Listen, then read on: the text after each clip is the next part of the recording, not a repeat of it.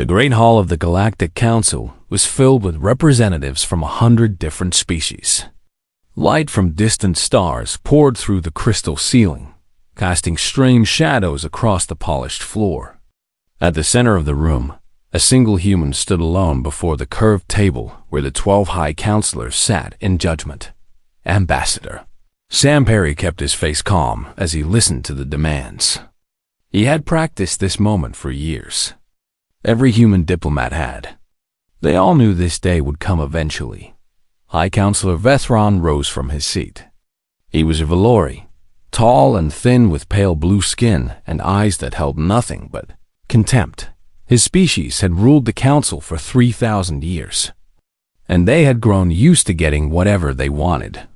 The council has reached its decision, Vethron announced. His voice echoed through the chamber like thunder. Earth will surrender 60% of its solar system's resources to council control. Your population growth will be limited to replacement levels only. Failure to comply will be considered an act of war. A murmur of approval rippled through the gathered representatives. The smaller species stayed silent. They knew better than to speak against the Valori. Sam Perry did not flinch. He did not beg. He simply nodded once and said, "I request 48 hours to consult with my government before providing our response." Laughter filled the chamber. Vethron's thin lips curved into a cruel smile. "You may have your 48 hours, human, though I fail to see what difference it will make. Your species has no fleet worthy of mention. Your technology is centuries behind our own.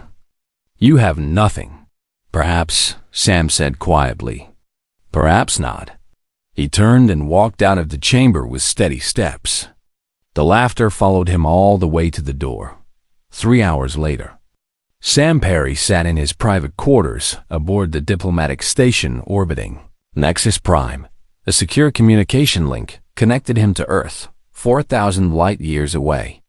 On the screen before him, Admiral Jack Morrison listened with a face carved from stone. "They gave us 48 hours, Sam said. "But we both know they won't wait that long. The Valori have wanted an excuse to put us in our place for decades." Admiral Morrison was a large man with gray hair and tired eyes. He had spent 40 years preparing for this moment. His father had prepared before him, and his grandfather before that. 6 generations of the Morrison family had served in Earth's true military, the one that no alien had ever seen. "What's your read on the other species?" Morrison asked. "The smaller ones are scared.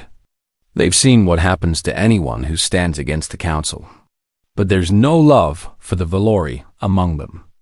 Given a choice, many would side with us." Morrison nodded slowly. "Then we give them a choice." He paused and took a deep breath. "Ambassador Perry, you are authorized to deliver our response when the time comes. And Sam, make sure the recording." The communication ended. Sam Perry sat alone in the darkness for a long time, thinking about what was coming. He had always hoped it would not come to this. Every human had hoped. But hope was not a strategy, and humanity had learned long ago that the galaxy was not a kind place.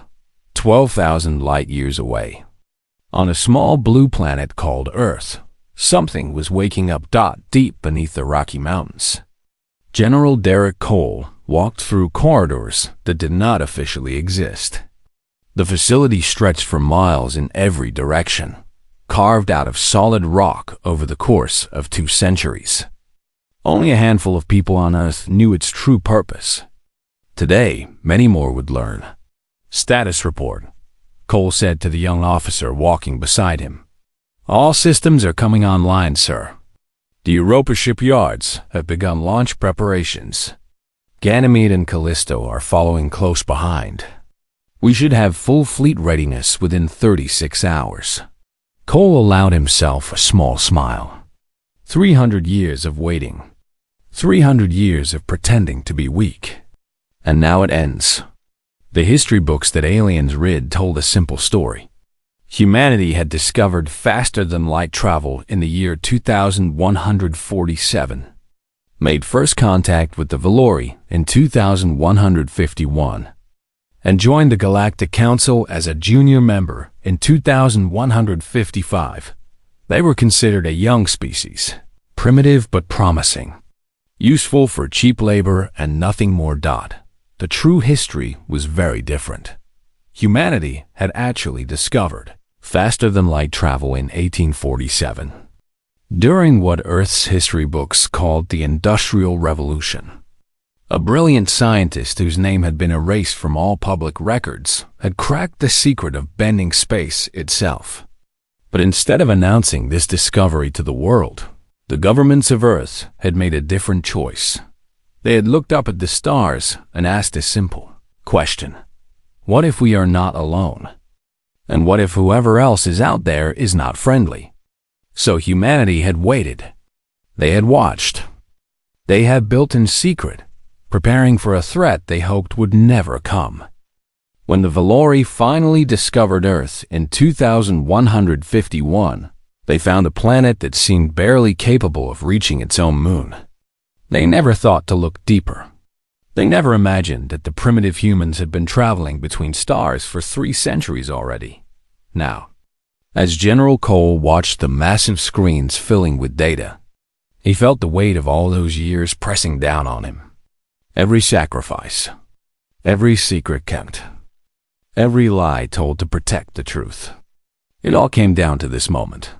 "Sir," the young officer said, "we're receiving word from Jupiter Station. Admiral Morrison has issued the order." "Which order?" "Protocol Sunrise, sir. Full activation." Cole closed his eyes for just a moment. When he opened them again, they were hard as iron. "Then let's show them who we really are." Across the solar system, in places no alien had ever seen, lights began to turn on. Shipyards hidden beneath the ice of frozen moons started their engines. Weapons platforms concealed in the asteroid belt powered up their targeting systems. A fleet of 12,000 warships, each one more advanced than anything the Galactic Council had ever built, prepared to fly. And on a diplomatic station 4,000 light-years away, Ambassador Sam Perry straightened his tie and prepared to deliver humanity's answer. The galaxy was about to learn a very important lesson. Never mistake patience for weakness. High Counselor Veteran did not wait 48 hours. He waited 12. The Valori peacekeeping fleet jumped into Earth's solar system with the confidence of a predator approaching wounded prey. 3,000 warships, each one carrying enough firepower to glass a continent, arranged themselves in perfect formation as they crossed the boundary of the outer planets. Fleet Commander Taraxis stood on the bridge of his flagship, the Eternal Dominion, watching the tactical display with bored eyes. This would not even qualify as a battle. The humans had perhaps 50 ships capable of leaving their atmosphere, and none of them posed any real threat. This was simply pest control. "Send the standard surrender demand," Taraxis ordered. "Give them 1 hour to comply before we begin orbital bombardment." His communications officer nodded and began transmitting. The message was simple: submit or die. For several minutes, there was only silence from the human side. Taraxis smiled. They were probably panicking, running around their primitive command centers, trying to figure out what to do. He almost felt sorry for them. Almost. Then his sensor officer made a strange sound. Something between a gasp and a whimper. "Commander," the officer said, his voice shaking, "I'm detecting anomalies near the gas giant." "Multiple anomalies." "Hundreds of them." "Explain." "I cannot, sir. The readings make no sense. It appears that the moons themselves are opening." Taraxis turned to look at the main display. What he saw there would haunt him for the rest of his very short life. The ice covering Europa was cracking apart. Not from geological activity, but from something pushing up from beneath. Massive doors, each 1 mile wide, were sliding open to reveal the darkness below. And from that darkness, ships were rising. Human ships. Thousands of them. The same thing was happening on Ganymede. On Callisto, on Titan, on moons that the Council had surveyed 100 times and declared lifeless. How many ships? Taraxis demanded that his sensor officer could barely speak. 12,000, Commander. And they are still launching. Before Taraxis could respond, a human voice filled his bridge. It was calm and clear, carrying no fear at all. Valori Fleet, this is Captain Kate Sullivan of the USS Horizon. You have entered sovereign human space without authorization. You have threatened our homeworld with destruction. You have one chance to withdraw peacefully. Take it. Taraxis found his voice. You dare threaten us? You are outnumbered. Your technology is inferior. This is your only warning, human. Surrender now or face annihilation. There was a pause. Then Captain Sullivan spoke again, and Taraxis could hear the smile in her words. You never asked what we were capable of. You only assumed. That was your first mistake. Your second mistake was giving us a reason to stop pretending. The human fleet moved. Not slowly, not carefully, but with a speed that should have been impossible. One moment they were near Jupiter's moons. The next moment they were everywhere, surrounding the Valori formation like wolves circling sheep. Taraxis screamed orders. His ships opened fire with everything they had. Plasma beams and missile swarms filled the space between the two fleets. None of them hit their targets. The human ships were protected by shields that the Valori had never seen before. Energy weapons simply bounced away. Missiles detonated harmlessly against invisible barriers. It was like trying to hurt a mountain by throwing pebbles at it. Then the humans fired back. Captain Kate Sullivan watched from the bridge of the Horizon as her tactical officer coordinated the attack. Lieutenant Commander Ben Hayes was the best in the fleet, and today he was proving it. Focus on their engines and weapon systems, Kate ordered.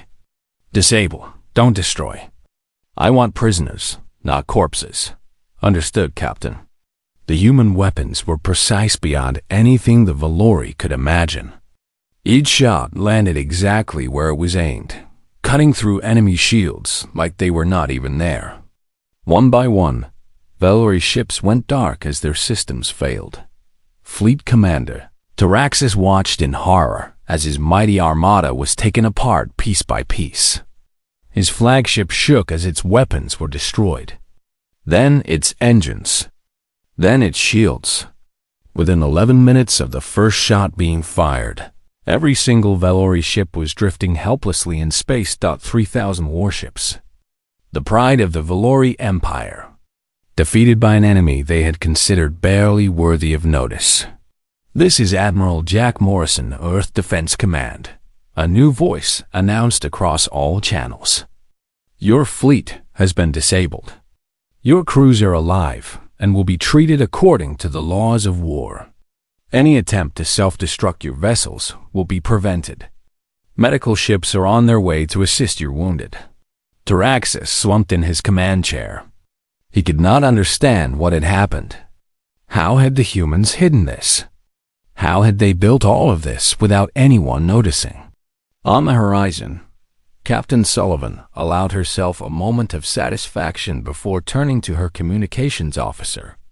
Send the recording to every inhabited world in the galaxy, every news network, every government channel. Let them all see what happened here today. Yes, Captain. What message should accompany it? Kate thought for a moment. Keep it simple. Tell them, the humans are done pretending. Back on Earth, General Derek Cole watched the battle footage with tears in his eyes. 300 years of preparation. Countless sacrifices made by people who knew they would never live to see this day. And now, finally, it had all paid off. His communicator buzzed. It was Dr. Nina Park, Chief Scientist of Earth's Weapons Development Program. Congratulations, General, she said. It worked exactly as designed. The Council will send more ships, Cole replied. This was just the beginning. I know. That's why I'm calling. Phase 2 is ready whenever you need it. The defense platforms in the asteroid belt are fully operational. If they want to try again, we'll be waiting. Cole nodded slowly. Let's hope it doesn't come to that. Let's hope they're smart enough to accept peace. But deep in his heart, he knew they would not be. The Council had ruled the galaxy for too long. They would not give up that power without a fight. And when they came again, they would come with everything they had. That was fine. Humanity had been preparing for everything for a very long time. The Council chambers had never known such chaos. Representatives from 100 species shouted over each other, their voices blending into a roar of fear and anger. The footage from the battle had spread across the galaxy within hours. Every world had seen it. Every leader had watched their assumptions about humanity crumble into dust. High Counselor Vethran slammed his fist against the table, demanding silence. The noise slowly died down, but the fear remained. It hung in the air like smoke. 3,000 of our finest warships, Vethran said, his voice tight with barely controlled rage. Defeated in 11 minutes. Not destroyed, defeated. The humans did not even consider us worth killing. Councilor Morth, an ancient Valori who had served on the council for 2 centuries, spoke carefully. Perhaps this is a sign that we should seek peace. The humans disabled our fleet but spared our crews. They could have killed everyone. They chose not to. That is exactly what makes them dangerous, Vethran snapped. They showed mercy because they wanted us to know they could afford to show mercy. It was a message. They are saying that we are not a threat to them, that we never were.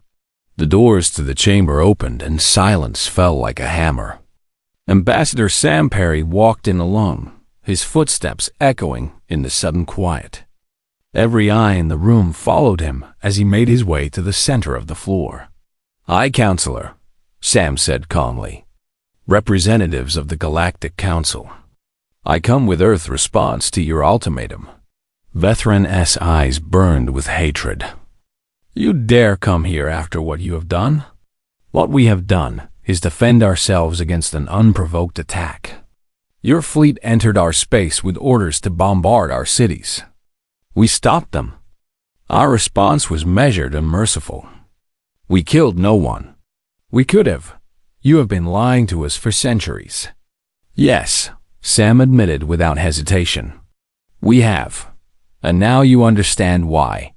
Your council has a history, High Counselor. The Vanthi asked to join as equals. You stripped their world of resources and left them to starve. The Solarians wanted only to trade peacefully. You conquered them within a generation. We studied your history very carefully. We decided that we would not be your next victims." Counselor Syra, representative of the Thalian Collective, watched this exchange with great interest. The Thalians had been junior members of the Council for 500 years. They had suffered under Valori rule longer than most. And now, for the first time, she saw a path to freedom. She caught the eye of the human ambassador. The smallest nod passed between them. An understanding. Vethran rose to his full height. Earth is hereby expelled from the Galactic Council. All member species are ordered to sever diplomatic and economic ties with humanity immediately. And we will assemble a fleet large enough to ensure that you never threaten us again." Sam Perry smiled. It was not a kind smile. That is your choice to make. But I should warn you, what you saw today was not our full strength. It was not even close. We have spent 300 years preparing for this moment. If you come at us again, you will lose again. And next time, we may not be so gentle. He turned and walked out of the chamber without waiting for a response. The council erupted into chaos once more. But beneath the noise, something was shifting. Several representatives from smaller species quietly excused themselves. They had messages to send, quietly, secretly, to Earth. 2 weeks later, The largest military fleet in galactic history gathered at the edge of Council space. 50,000 warships from 12 different species, all united under the command of Grand Admiral Korath, the most feared military mind in the galaxy. Korath was not Valori. He was Draxian, a species known for their brutal efficiency in warfare. He had conquered 17 worlds for the Council. He had never lost a battle. The humans are clever, he told his assembled commanders. They have been planning this for generations. But planning is not the same as fighting. They won one battle against a small force that underestimated them. They will not win against 50,000 ships led by officers who know their tricks. What Korath did not know was that Earth's intelligence network had been listening to every word. Commander Amy Chun, the best spy humanity had ever produced, had agents in every major fleet. She knew the attack plans before Korath's own officers did. "They're coming with everything," Amy reported to Admiral Morrison. 50,000 ships. They plan to overwhelm our defenses through sheer numbers and then glass Earth as an example to the rest of the galaxy. Morrison's face was grim. Acceptable losses? They consider the entire fleet expendable if it means destroying us. This isn't about winning anymore. It's about pride. The Admiral nodded slowly. Then we give them no choice but to lose everything. Activate the asteroid belt platforms. And Amy? Make sure our friends in the Council know what's coming. It's time to see who really stands with us. On Nexus Prime, Councilor Syra received a message on a secure channel. It contained detailed evidence of the Council's plans to commit genocide against humanity. And it contained an offer. When this is over, the message read, there will be a new order in the galaxy. One built on equality instead of domination. The Thalian people would be welcome as founding members. The choice is yours. Syra read the message 3 times. Then she began contacting representatives from other oppressed species. The Kethrani, the Volusians, the Pentari. All of them had suffered under Council rule. All of them were ready for change. As the combined fleet prepared to launch toward Earth. Cracks were already forming in the alliance. The Council had ruled through fear for 3,000 years. But fear only works when you are the strongest. And humanity had just proven that the Council was not the strongest anymore. Admiral Morrison stood on the bridge of the newly commissioned USS Defiance, watching the stars. Behind him, 12,000 human warships waited in perfect formation. Ahead of him, 50,000 enemy vessels were coming to destroy his world. "Sir," Captain Sullivan reported from the horizon, "all ships report ready. The defense platforms are online. Earth is as protected as we can make it." "Good," Morrison replied. "Then let's finish what they started. Let's show the galaxy that humanity does not bow. We do not break. And we absolutely do not lose." The final battle for Earth freedom was about to begin. The combined fleet dropped out of hyperspace at the edge of Earth's solar system. 50,000 warships arranged in perfect attack formation, their weapons already charging. Grand Admiral Korath stood on the bridge of his massive flagship, watching the tactical display with cold satisfaction. "No sign of the human fleet," his sensor officer reported. "They appear to be hiding." Korath smiled. "Cowards. They showed their teeth once and now they cower in fear. All ships advance. We end this today." The fleet moved forward like a wave of death. Past the orbit of Pluto, past Neptune, past Uranus. Still no sign of resistance. The confidence of the Council forces grew with every passing minute. Then they crossed the orbit of Saturn, and everything changed. Space itself seemed to ripple as the human fleet appeared from nowhere. 12,000 ships, but they were not running. They were attacking. Admiral Morrison had positioned his forces perfectly. using Saturn's rings to hide their approach until the last possible moment. "All ships, engage," Morrison commanded. His voice was calm, almost peaceful. "Show them what humanity can do." The human fleet did not fight like any enemy Korath had ever faced. They did not form lines and exchange fire. Instead, they moved constantly, jumping short distances through hyperspace to appear behind enemy formations, strike hard, and disappear before the Council ships could respond. Pilot, Officer Chris Tanaka led his fighter squadron through the chaos. His small ship was fast and nimble, slipping between massive warships like a fish swimming through rocks. His squadron's job was simple: target enemy command ships and blind them. "Eagle 3, on your left," Chris called out to his wingman. "Two cruisers trying to box you in. I see them." Going vertical. The fighters danced through weapons fire that would have destroyed vessels 10 times their size.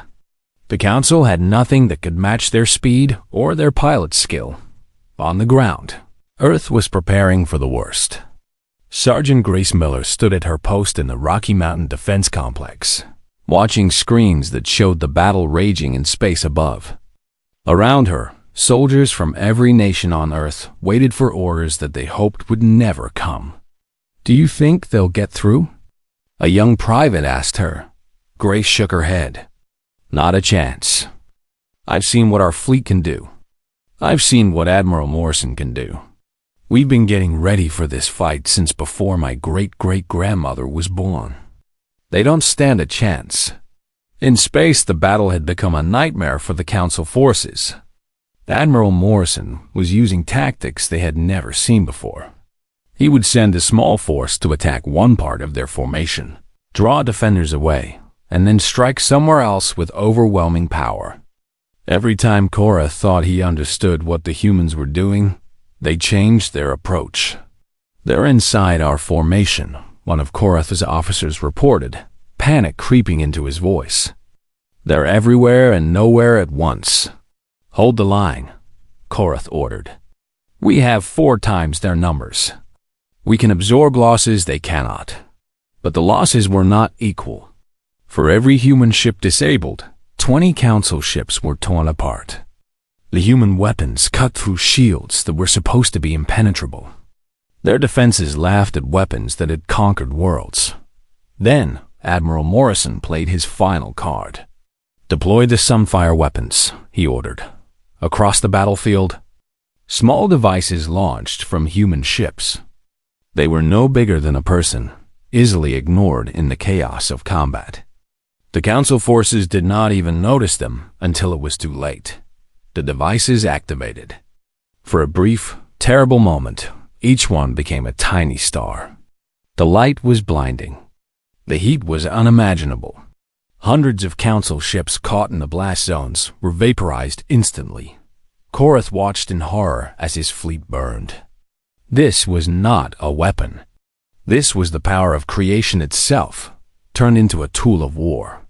"Retreat," he ordered, his voice breaking. All ships retreat. But the human fleet was not finished. They pursued, cutting off escape routes, herding the fleeing ships into kill zones where the defense platforms waited.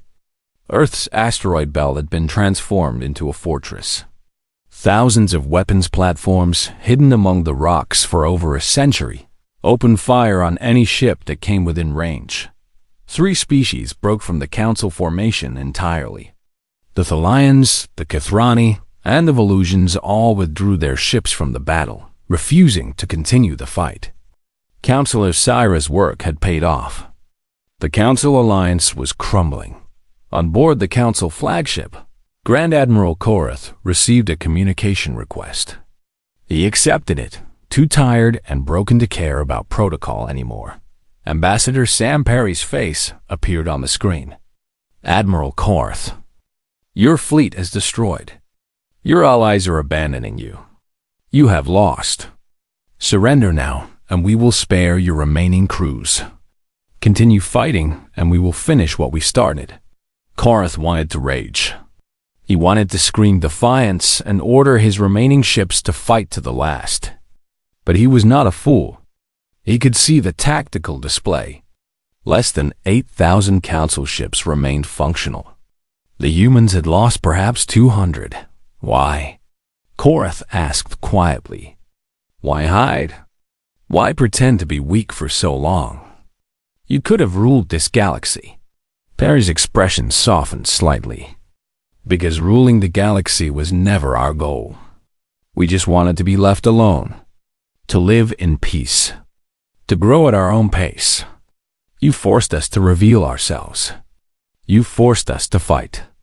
Remember that, Admiral, when your history books record this day. We never wanted this war. You brought it to us. Korath bowed his head. I surrender. All council forces, stand down.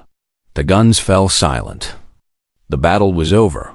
On Earth, celebrations erupted in every city. People who had lived their entire lives under the shadow of this threat finally allowed themselves to hope. In the Rocky Mountain complex, Sergeant Grace Miller hugged the young private who had asked if the enemy would get through.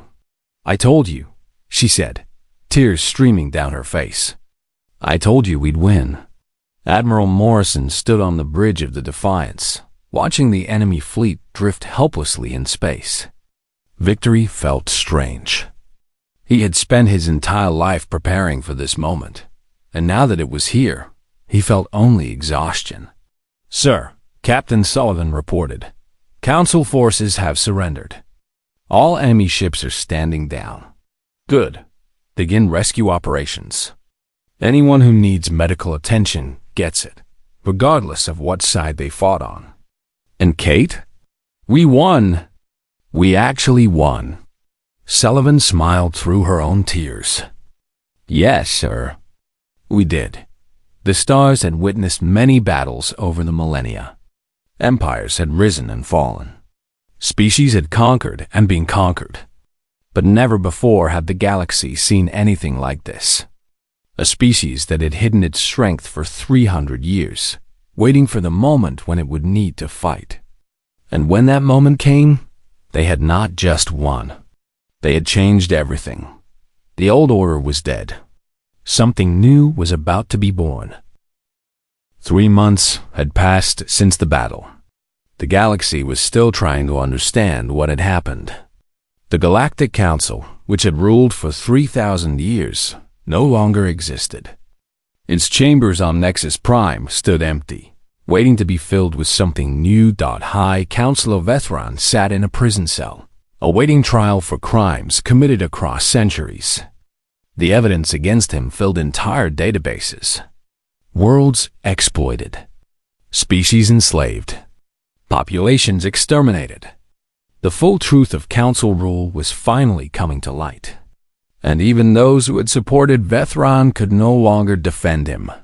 On Earth, President Ethan Grant addressed the people of his planet and the representatives of 15 alien species who had gathered to witness history. We stand at a crossroads, he said, his voice carrying across the great assembly hall in Geneva. For 300 years, we prepared for war. We built weapons.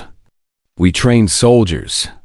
We expected the worst from the universe because we had seen what the universe could do to those who were not ready. He paused, looking out at the faces before him. Human faces. Thalian faces. Kathrani faces.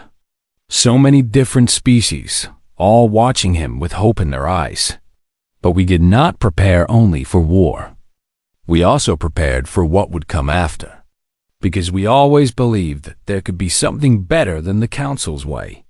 Not an empire built on fear and exploitation, but an alliance built on mutual respect and shared purpose. President Grant gestured to the document on the table before him. Today, we established the Terran Alliance. Any species that wishes to join will be welcomed as an equal partner. There will be no junior members, no senior members, only allies standing together. Councilor Cyrus stepped forward, representing the Thalian collective. She signed her name to the document with a hand that trembled slightly. After 500 years of oppression, her people were finally free. The Thalians will remember this day, she said. We will remember the humans who could have conquered us all, but instead offered us their hand in friendship. One by one, representatives from other species came forward to sign. The Kethrani, the Volusians, the Pantheri. 12 species in total, with more expected to join in the coming months. Admiral Morrison watched from the back of the room. He had declined all offers of recognition or reward. The war was over, and he was tired. It was time for others to build the peace he had fought to make possible. Captain Kate Sullivan found him there as the ceremony continued. You could be up there with them, she said. You deserve to be. Morrison shook his head. I'm a soldier, Kate. I know how to fight. I don't know how to build. That's for people like President Grant and Ambassador Perry. My job is done. What will you do now? Retire. Find a quiet place somewhere.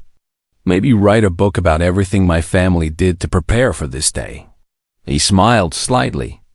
Or maybe just sit on a beach and do nothing at all. I haven't decided yet. Kate nodded. You've earned the rest. Whatever you choose. And what about you? Admiral Morrison is retiring. Someone has to take over Earth's defense forces. President Grant asked me this morning. Morrison's tired eyes brightened. Rear Admiral Sullivan. That has a nice sound to it. You'll do well. I had a good teacher. In a research facility beneath the Alps, Dr. Nina Park was meeting with a very unusual visitor. It appeared on her screen as a simple pattern of light, but its voice was ancient and wise. You may call me the Watcher, it said. I have observed your species for a very long time. Nina forced herself to remain calm. How long? Since your earliest ancestors first looked up at the stars and wondered what was there. I have watched you grow from primitive creatures into something remarkable. I was the one who guided your first scientists to discover faster-than-light travel when they did. Why? Why help us? The pattern of light shifted and changed. Because I have seen many species rise and fall. I have watched the Council destroy civilizations that showed promise. I wanted to see if any species could survive long enough to break the cycle. You did. You are the first in a very long time. Nina thought about this for a moment. What happens now? That is for your people to decide. I offered guidance in the past because you needed it. Now you are strong enough to guide yourselves. I will continue to watch, as I always have. But I will not interfere again unless you ask me to. The light faded from the screen. Nina sat alone in the darkness, thinking about the future. So much had changed. So much more would change in the years to come. But for the first time in centuries, humanity faced that future without fear. On Mars, terraforming operations that had been running secretly for 200 years finally became public. The red planet was turning green, its thin atmosphere thickening with each passing year. Soon, humans would walk on its surface without suits. And not just humans. In a park that had been built in one of the dome cities, children from a dozen different species played together. Human children chased the lion children around the playground. Kethrani young ones climbed structures designed for many different body types. Laughter filled the air, spoken in a dozen languages, but meaning the same thing in all of them. Ambassador Sam Perry stood watching them, a peaceful smile on his face. After decades of lying, of hiding, of preparing for the worst, this was what he had always wanted to see. Not war, not conquest. Just children playing, without fear of what tomorrow might bring. Rear Admiral Kate Sullivan found him there. Beautiful, isn't it? She said. It is. This is what we fought for. Not territory, not resources. Just a chance to build something good. They stood together in silence, watching the children play. Do you think it will last? Kate asked eventually. The peace, I mean. There are still species out there who haven't joined the alliance. Some of them might try to challenge us. Sam nodded thoughtfully. Maybe. Probably. The galaxy is a dangerous place, and peace is always harder to keep than war is to start. But we'll face whatever comes together. That's the difference between us and the old council. They ruled through fear. We'll lead through example. He turned to look at her directly. They thought we were weak because we chose patience over aggression. They thought our mercy was a sign of softness. They were wrong. True strength isn't about being willing to destroy. It's about being able to destroy and choosing not to. It's about holding back until you have no choice, and then doing only what's necessary to protect what matters. Kate nodded slowly. They asked us to kneel. Instead, we changed the galaxy. No, Sam corrected her gently. We gave the galaxy a chance to change itself. What happens next is up to everyone, not just us. That's the whole point. Above them, through the dome's transparent ceiling, stars filled the night sky. Thousands of worlds. Billions of lives. All of them facing a new future, shaped by the choices humanity had made. The old order was gone. A new one had taken its place. And somewhere out there, among those distant stars, the Watcher continued its eternal observation, satisfied that at long last, the cycle had been broken. Humanity had stopped holding back. And in doing so, they had set the galaxy free.